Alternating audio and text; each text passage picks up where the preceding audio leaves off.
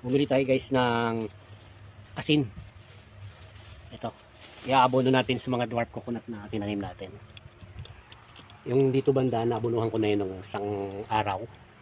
Ito naman dito sa kabila. So guys, asin to. Ang asin kasi ay abono rin ng mga niyog na tanim. So. Okay.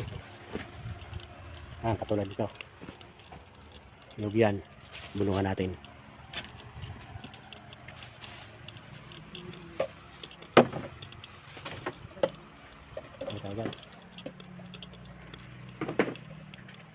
Guys, ang ating dwarf coconut. Yan, abunuhan natin. Ang abono natin guys ay asin. Yan. Bumili tayo ng 5 kilong asin. Abunuhan natin ang mga tanim nating dwarf coconut para mabilis lumaki at mabilis bumunga. Ayan.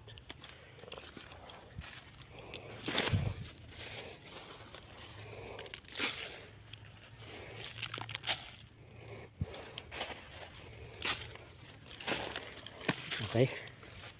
Yan, bumunga ka na agad ha.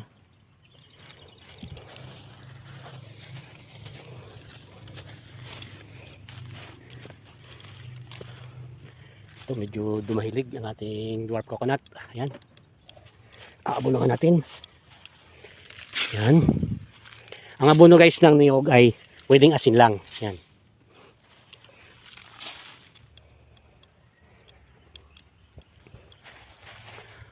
Okay, ito pa. Dwarf coconut to guys. Itong mga tinanim nating niyog.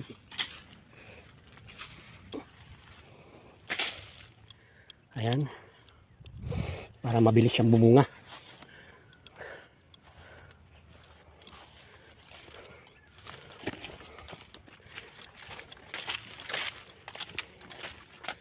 Ito.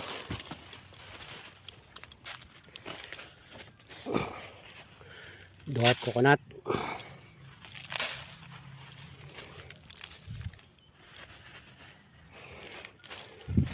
Dito banda. Okay.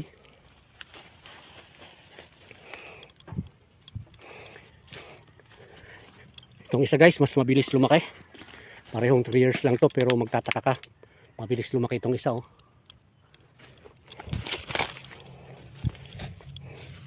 Okay. Yan.